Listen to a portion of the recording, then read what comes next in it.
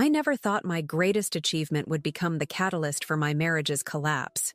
Standing in our marble-floored kitchen that evening, watching my husband Charles methodically tear apart my self-worth in front of our dinner guests, I felt something inside me finally break. The carefully constructed facade I'd maintained for 15 years cracked, revealing the truth I'd been desperately trying to ignore. "Nora only got the promotion because I pulled some strings," Charles announced casually, swirling his wine glass as our friends listened intently. "She's always been adequate, but we all know she needed that extra push." His words sliced through the air like perfectly sharpened knives, each one finding its mark with surgical precision. I gripped the edge of the granite countertop, my knuckles turning white. Our daughter Sophie's 10th birthday celebration had transformed into yet another stage for Charles to perform his favorite act, the successful husband graciously supporting his mediocre wife. The worst part wasn't the humiliation. It was the realization that I'd allowed this narrative to become our reality. The promotion to senior vice president at Reynolds & Shaw Marketing had been my crowning achievement after 12 years of relentless work. I'd sacrificed countless evenings with Sophie, missed elementary school performances, and poured every ounce of my creativity into building innovative campaigns that had transformed our boutique agency into a regional powerhouse. Yet here was Charles, casually dismissing it all with a wave of his hand and that practiced, condescending smile. "Remember when she couldn't even handle the Johnson account?" He chuckled, encouraging our friends to join in. If I hadn't stepped in, he let the sentence hang, heavy with implication. The Johnson account, my first major project after returning from maternity leave, Charles had indeed helped by undermining my confidence at every turn, questioning my decisions in front of clients, and eventually taking credit for the successful campaign launch. I'd convinced myself it was normal, that his interference came from a place of love and concern. How wrong I'd been. Looking around our expertly decorated dining room, I saw the truth reflected in our guests' eyes. Some showed discomfort, others pity, but most simply accepted Charles's version of events. After all, he was Charles Morrison, the brilliant investment banker who'd given his wife a chance to play at having a career. The perfect husband who allowed his wife to pursue her interests while he maintained their lifestyle. Sophie sat at the far end of the table, pushing her birthday cake around the plate, her eyes fixed downward. At 10, she was already learning the wrong lessons about what it meant to be a woman, a wife, a professional. The thought sent a chill down my spine. Later that night, after our guests had left and Sophie was tucked in bed, I stood in front of our bathroom mirror, really looking at myself for the first time in years. The woman staring back at me was a stranger.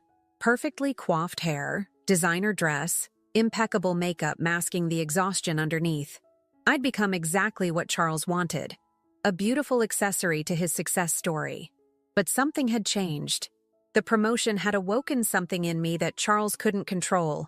My team had chosen me, recognized my abilities, and put their faith in my vision.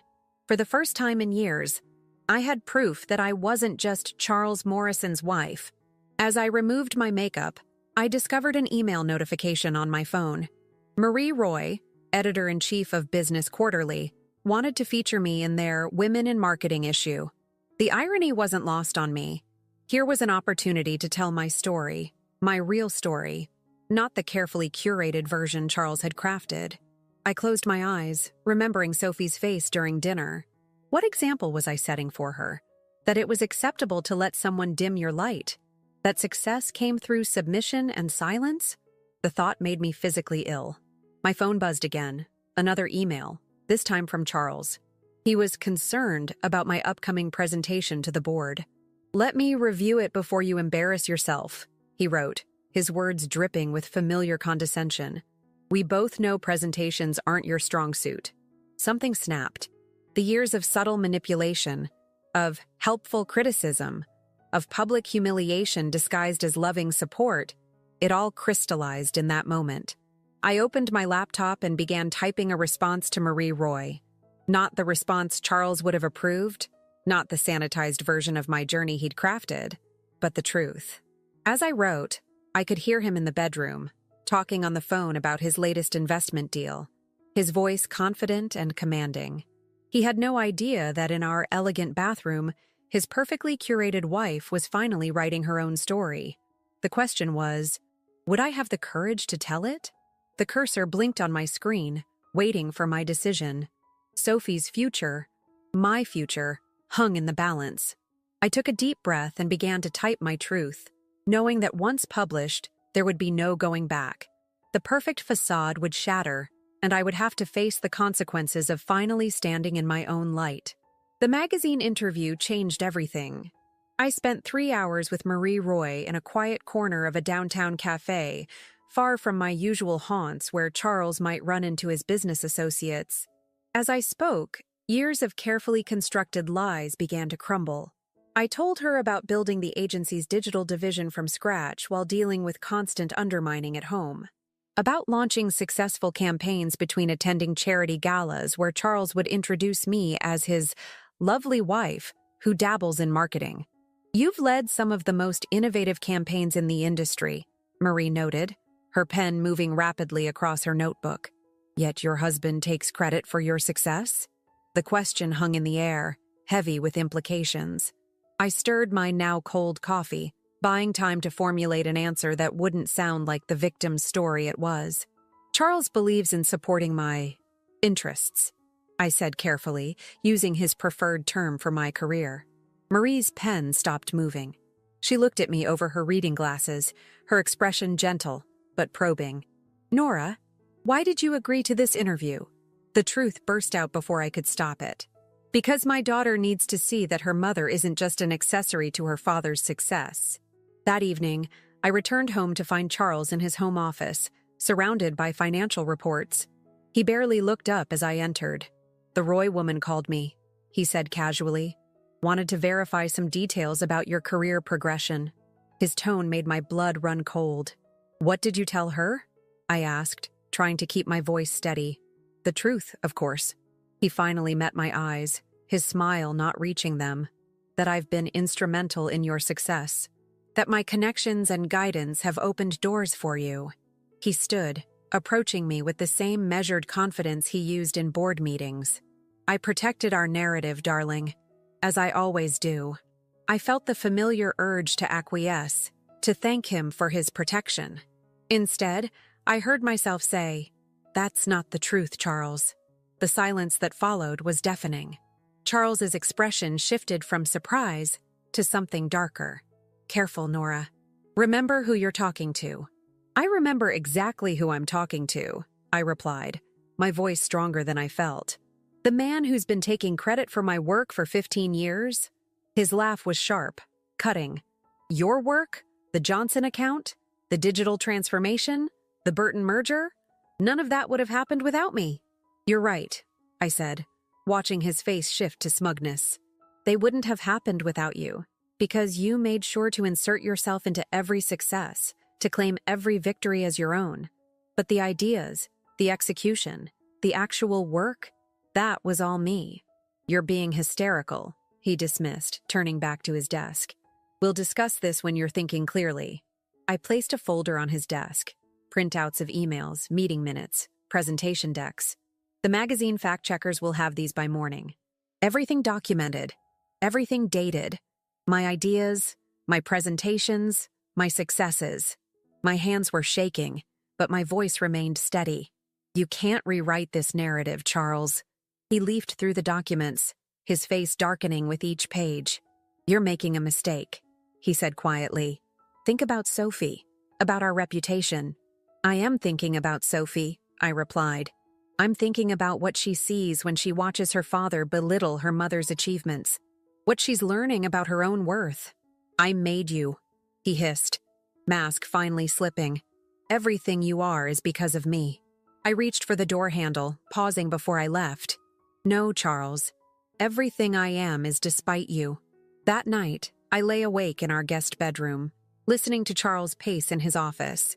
My phone buzzed periodically with messages from his friends' wives, subtle warnings about being grateful and reasonable. I turned it off and opened my laptop instead, pulling up the presentation I'd been working on for the board meeting next week. Charles had already offered to polish it for me, as he always did. But this time, my original version would stand. As I worked, I heard Sophie's door open and her quiet footsteps in the hallway. She appeared in the doorway, clutching her favorite stuffed rabbit. "Mom, are you okay?" I patted the bed beside me and she climbed up, snuggling close like she used to when she was younger. "I'm more than okay, sweetheart. I'm finally being honest." She was quiet for a moment, playing with her rabbit's ears. "Dad seemed really angry at dinner. He said you're trying to embarrass him." My heart clenched. Of course, he'd already started spinning the narrative for her. "Sophie, look at me," I said gently.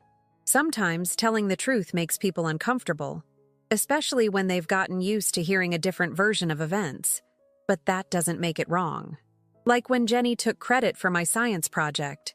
she asked, referring to an incident from last semester. "Exactly like that," I replied, seeing the understanding dawn in her eyes. "And what did you do about it?" "I showed Mrs. Thompson my research notebook," she said proudly. "With all my ideas and experiments." I hugged her close, breathing in the sweet smell of her shampoo. "That's right. You stood up for your work, even though it was scary. That's exactly what I'm doing now." As Sophie drifted off to sleep beside me, I continued working on my presentation.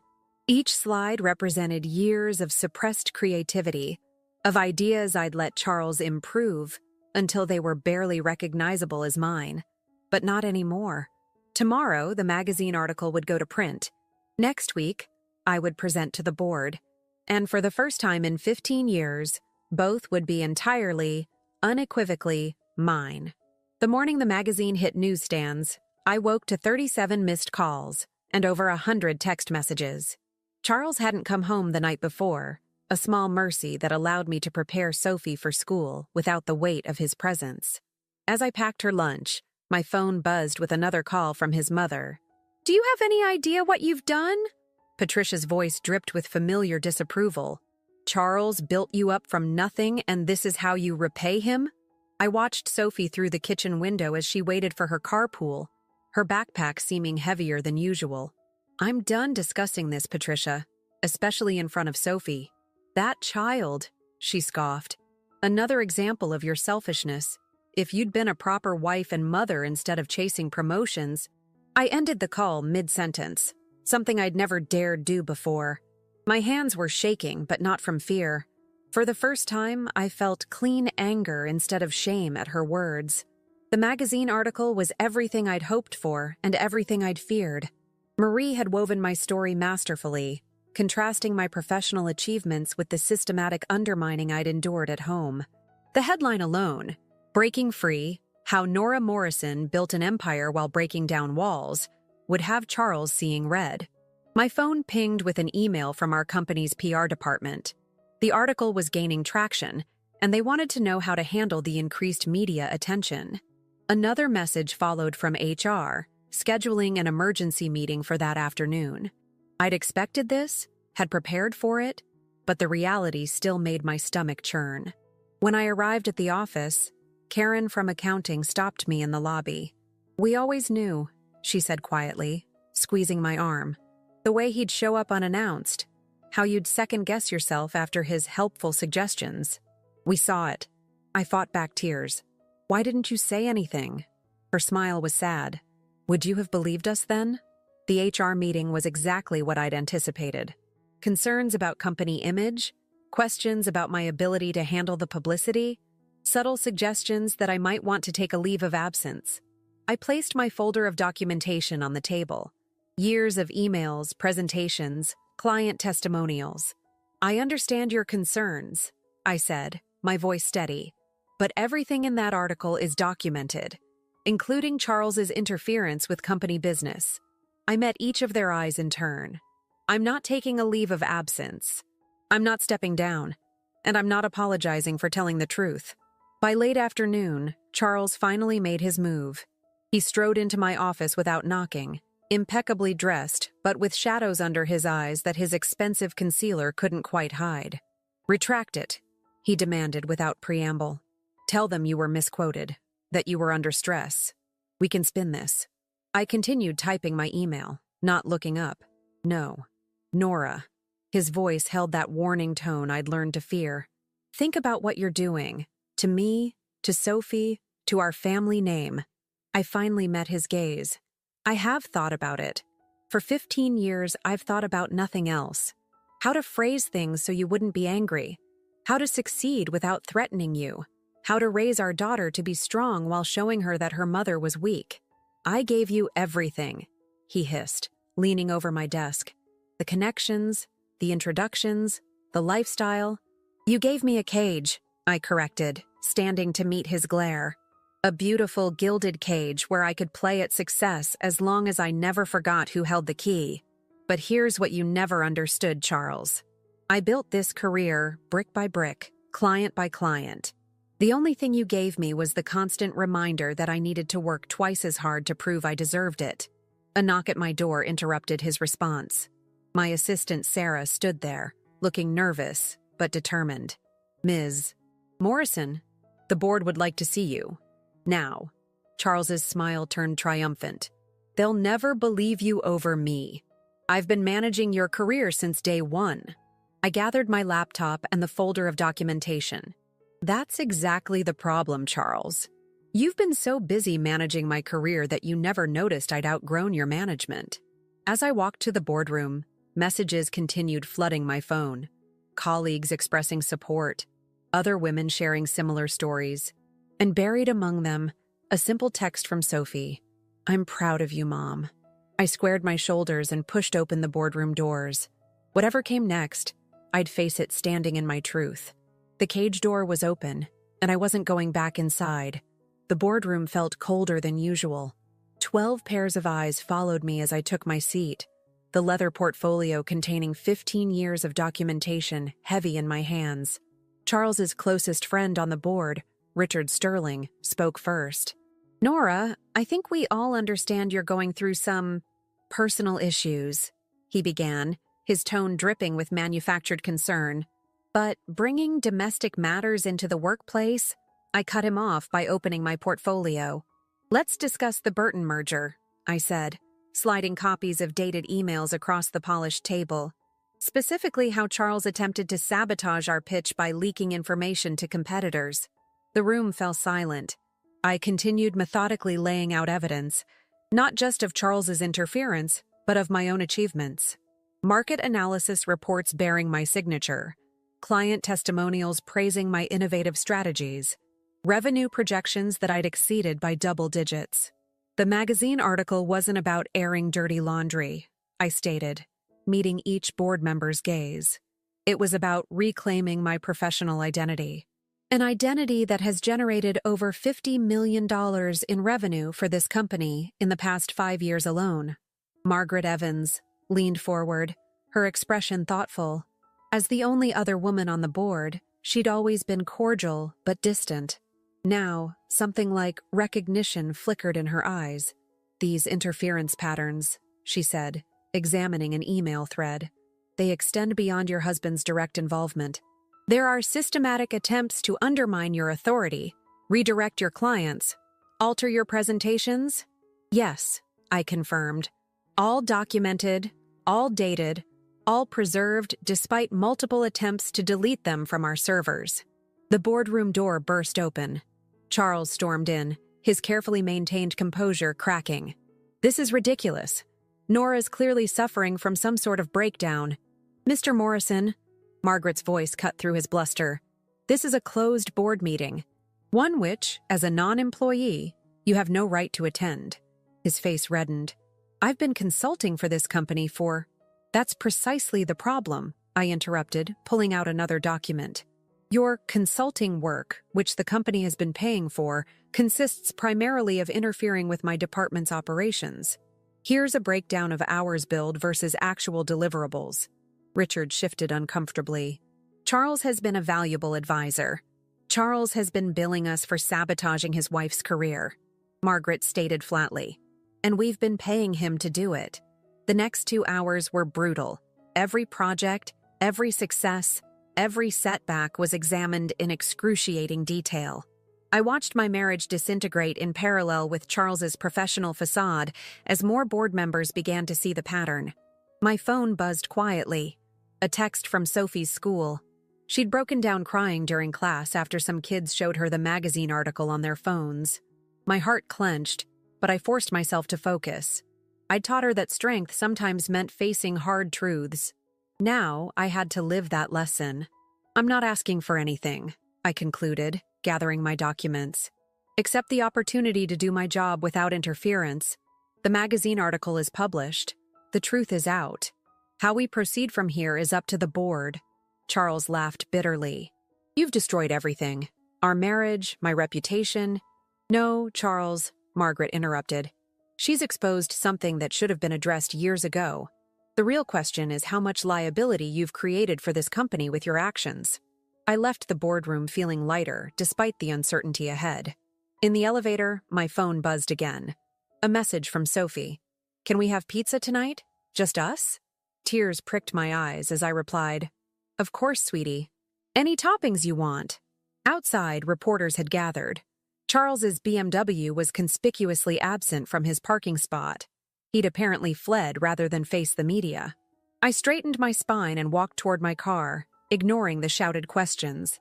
I had a dinner date with my daughter, and for the first time in years, I didn't need anyone's permission to keep it. That evening, watching Sophie methodically separate her pineapple from her pizza, a topping choice that would have earned Charles's disapproval, I saw strength replacing fear in her eyes. Mom? She asked, wiping her hands on a napkin. Did you know it would be this hard when you decided to tell the truth? I reached across the table to squeeze her hand. Yes, but sometimes the right things are the hardest things. And sometimes we have to break something completely to rebuild it stronger. She nodded, wisdom beyond her years in her expression. Like when I had to restart my science project after the first design failed? Exactly like that. I smiled, remembering how she'd refused to give up, despite Charles insisting we hire a tutor to fix her work. The truth doesn't break us, Sophie. It sets us free. The divorce papers arrived on a Tuesday morning, delivered to my office rather than our home. Charles's first attempt to humiliate me publicly since the article. I signed them without hesitation, watching years of manipulation dissolve in streams of blue ink. My lawyer, Rebecca Torres, sat across from me, her expression carefully neutral. He's requesting full custody of Sophie, she warned, sliding another document across my desk. Claiming your recent erratic behavior and prioritization of career over family make you an unfit mother. The words hit like physical blows, but I refused to let them break me. He's never attended a single parent-teacher conference, I replied, pulling up a calendar on my laptop. Here, 15 years of school events, doctor's appointments, dance recitals, all attended by me, most of them solo because Charles was too busy with work. Rebecca nodded, adding the information to her notes. He's also challenging the prenup, claiming your defamation of his character invalidates it. I almost laughed at the irony. The prenup had been Charles's idea, his way of reminding me that everything we had was because of him. Now it would protect the career I'd built despite him. That evening, I found Sophie in her room, surrounded by old photo albums. Dad sent them, she explained, not meeting my eyes. He said I should remember what our family was like before you ruined everything. I sat beside her, looking at a photo from her 7th birthday. Charles stood behind me, his hand on my shoulder looking possessive rather than supportive. I was smiling, but my eyes were distant, already retreating into the safe space I'd built in my mind. What do you see in these pictures, Sophie? She traced the edge of a photo. In all of them, you're kind of fading into the background. Even when you're in front, it's like you're trying to disappear. My throat tightened.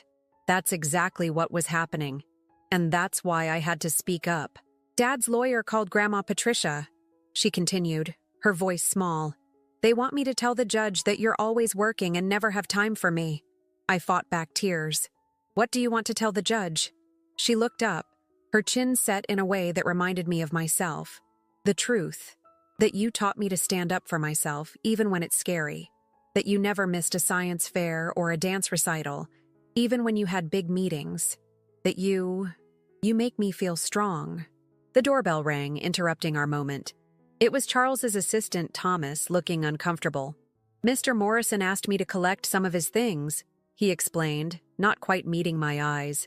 As Thomas gathered Charles's belongings, I noticed him lingering near my home office. "He won't find anything to help his case," I said quietly.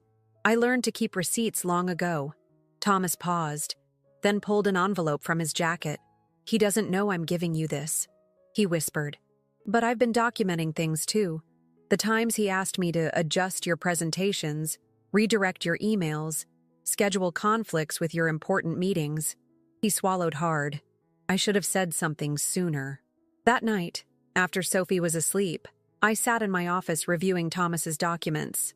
They painted a clear picture of systematic sabotage, small acts that, taken individually, could be dismissed as mistakes, but together formed a pattern of deliberate undermining. My phone lit up with a text from Margaret Evans. "Board meeting tomorrow. We're reviewing all consulting contracts. Bring everything you have." I looked at the photo of Sophie on my desk, not one of the staged family portraits Charles preferred, but a candid shot of her in my office, wearing my too big blazer and pretending to lead a meeting. She was smiling, confident, uninhibited. "We're going to rewrite this story," I whispered to her image. "Not just for us, but for every woman who's been told to shine less brightly, to take up less space, to be grateful for the cage they call protection." The next morning, I'd face the board again. Charles would escalate his legal attacks. Patricia would continue her campaign of subtle destruction. But for the first time in 15 years, I was ready for the fight. Because this time, I wasn't fighting just for myself. I was fighting for the little girl who needed to see that sometimes the hardest kind of love is the kind we learn to give ourselves.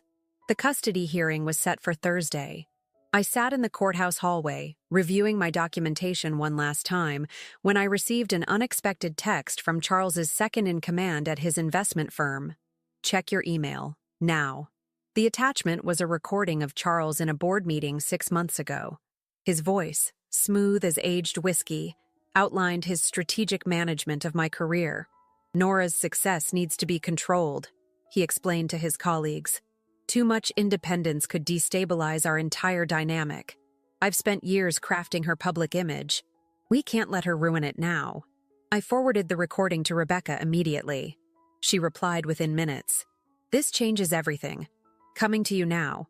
But before Rebecca arrived, I saw Patricia approaching, her Hermes heels clicking against the marble floor. Behind her walked Sophie's favorite teacher, Mrs. Henderson. "Nora," Patricia's smile was razor-sharp, "Mrs. Henderson has some concerns about Sophie's well-being under your care." I stood, my legs steady despite my racing heart. "Really? The same Mrs. Henderson who nominated Sophie for the Young Scientist Award? Who praised her growing confidence in my email last week?" "Mrs." Henderson looked uncomfortable.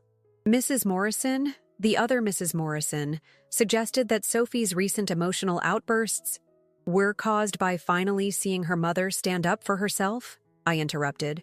"Or by watching her father try to destroy that same mother's reputation?" "I was pressured," Mrs. Henderson blurted out, not looking at Patricia.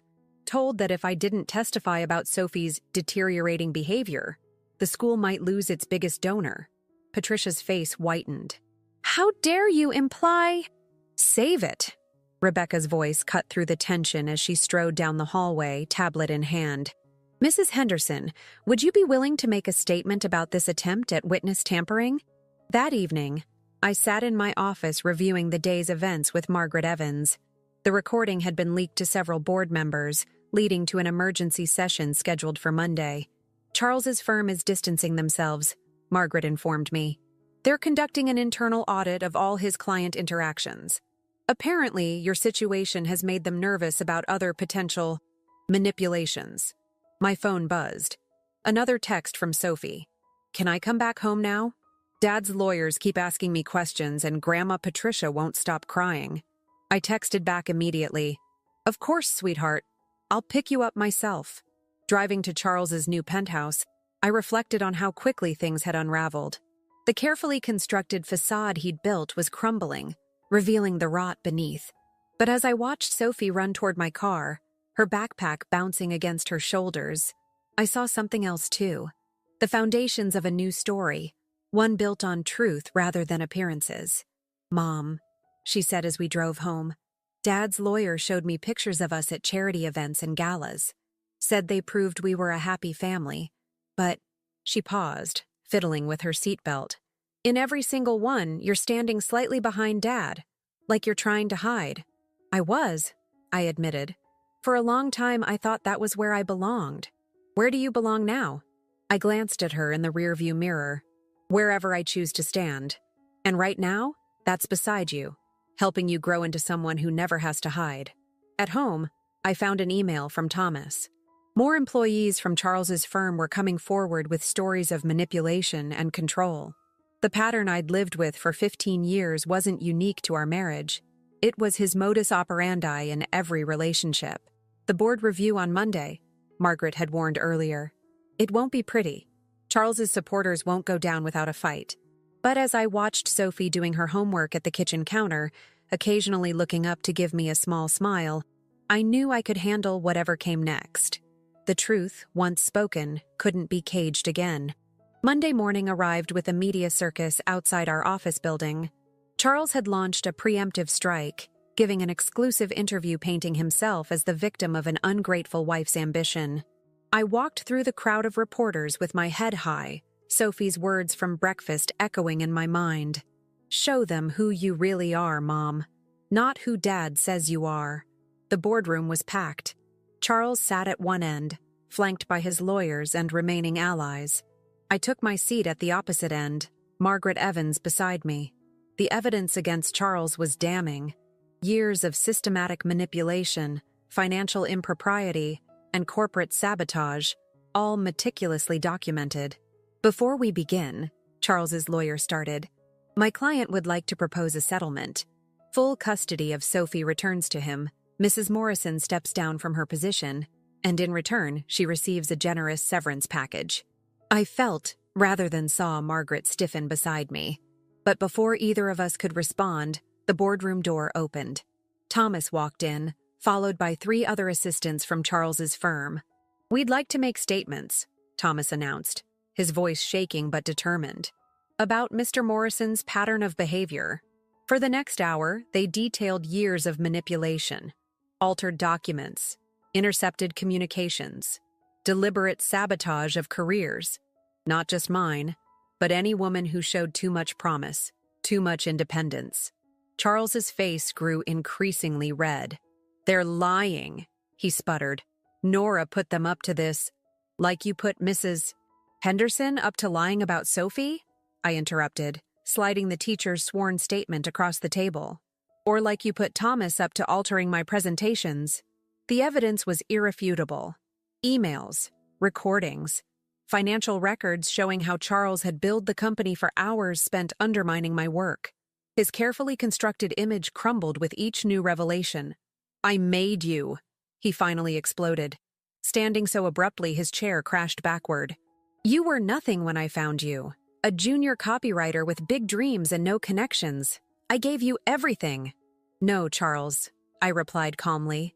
You took everything. My confidence, my independence, my voice. But you made one crucial mistake. You let me keep my talent. And talent, unlike your kind of power, grows stronger in silence. The board's decision was unanimous. Charles's consulting contracts were terminated. An external audit would be conducted of all his interactions with the company, and I would retain my position, with expanded authority over the digital division I'd built. Outside the boardroom, Margaret squeezed my arm. The judge will want to see today's transcripts, she said, particularly Charles's outburst. It supports everything you've documented about his controlling behavior. That evening, I picked Sophie up from school. She climbed into the car, clutching a paper with a big red A+. My essay about strong women won first place, she announced proudly. I wrote about you. Tears pricked my eyes as I read her words. My mom taught me that sometimes the bravest thing isn't fighting the dragons. It's admitting they exist in the first place. She showed me that speaking the truth, even when it hurts, is better than living a lie that slowly kills your spirit. At home, I found an email from Marie Roy. The magazine wanted to do a follow-up story, not about Charles or the scandal, but about the digital marketing innovations I'd pioneered. It's time, Marie wrote. for the world to see your work, not your wounds. I looked at Sophie's essay again, displayed proudly on our refrigerator. The dragons were still there. Charles's lawsuit, Patricia's social warfare, the whispers and judgment of those who preferred the comfortable lie to the uncomfortable truth. But for the first time in 15 years, I wasn't facing them alone. More importantly, I wasn't facing them from a position of weakness, but from a place of hard-won strength. The custody hearing lasted 3 days. Charles's carefully crafted image of the devoted father crumbled under the weight of reality. Missed parent-teacher conferences, forgotten birthdays, and Sophie's detailed calendar showing who had actually been present for every important moment of her life. "Your Honor," Charles's lawyer argued, "my client provided a stable, affluent environment. Money isn't stability." Sophie interrupted from the witness stand, her voice small but steady. "Mom showed me that being honest about who you are is more important than pretending to be perfect." The judge's ruling was clear. Primary custody to me, with Charles granted supervised visitation pending completion of family therapy. Patricia stormed out of the courtroom, but not before I caught the flash of recognition in her eyes, the same look I'd seen in my own mirror for 15 years. That evening, helping Sophie with her science project, I received an unexpected email from Charles's sister Claire.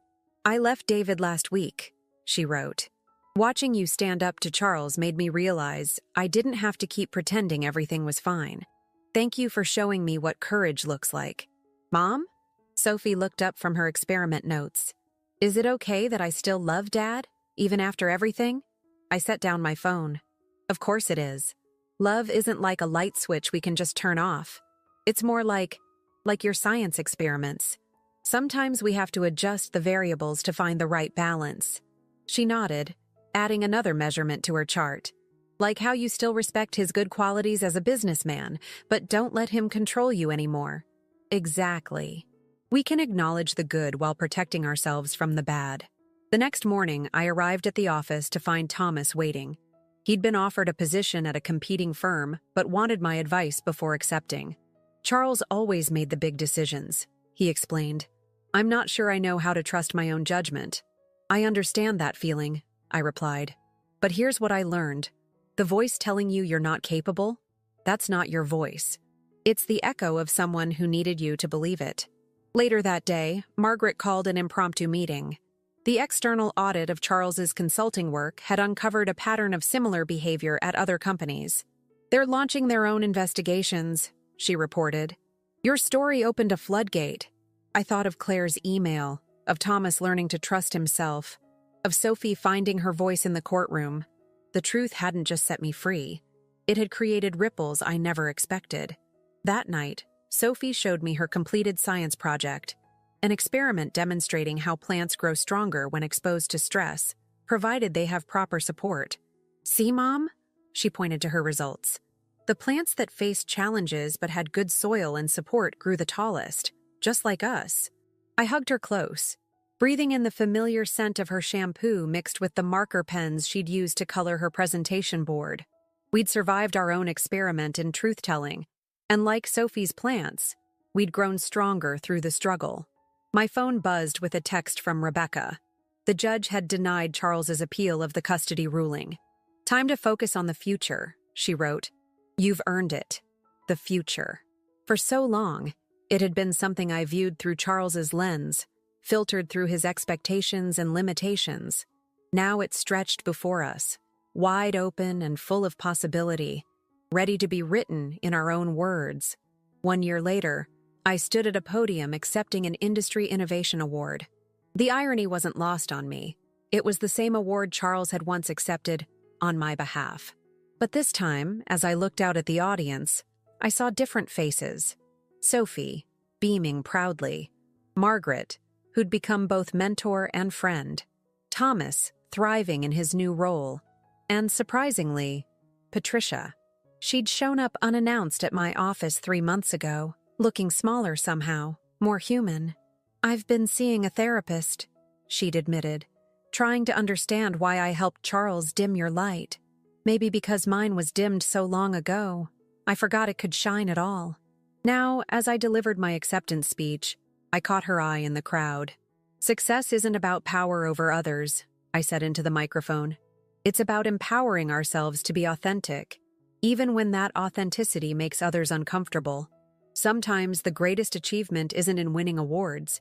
It's in helping others find their voice after losing it for so long. The magazine's follow-up article had sparked a movement within the industry. Women began sharing their stories of workplace manipulation and domestic control. Companies started examining their cultures more closely.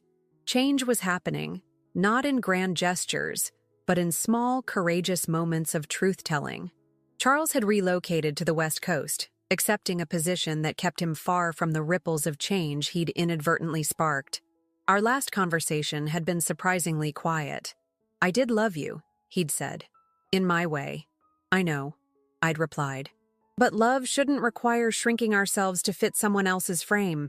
Sophie divided her time between us, spending school weeks with me and monthly long weekends with Charles.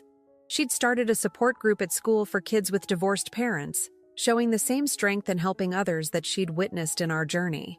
"Mom," she said one evening as we worked side by side in our home office, she on homework, me on a new campaign, "remember when you used to check every email with Dad before sending it?" I nodded, remembering the constant second-guessing, the careful editing of my own voice. "I'm glad you stopped," she continued, "because now I know what real strength looks like. It's not about having power over someone else. It's about having power over your own story." The following week, I launched my biggest project yet, a mentorship program for women in marketing, focusing on building confidence alongside competence. Our first meeting filled every seat in the conference room. "The hardest prison to escape," I told them, "is the one where you're convinced you deserve to be there. But here's the truth. Your voice matters. Your ideas matter. Your story matters." Looking around the room, I saw reflections of my former self in their eyes. The hesitation, the careful self-editing, the fear of taking up too much space. But I also saw something else, the spark of recognition, the beginning of their own journeys toward authenticity. That evening, as Sophie and I walked home through the city streets, she slipped her hand into mine. "You know what's funny, Mom? Dad always said he made you who you are. But really, you became who you are by unmaking everything he tried to make you into." I squeezed her hand, thinking of all the women in that conference room, of Patricia finding her voice in therapy, of Claire building a new life, of every person learning to speak their truth. "Sometimes," I replied, "the most powerful thing we can do is simply be ourselves, unapologetically and completely. Everything else, success, recognition, love, those things mean nothing if we lose ourselves in the process of achieving them." Sophie nodded, wise beyond her years. "That's what I'm putting in my college application essay. How my mom taught me that real success isn't about what other people see. It's about being able to look in the mirror and recognize yourself." We reached home, our home, where every room now held our truth, our story, our light. No more shadows, no more shrinking, no more carefully constructed facades. Just us, standing tall in our own power, writing our own story, one authentic page at a time.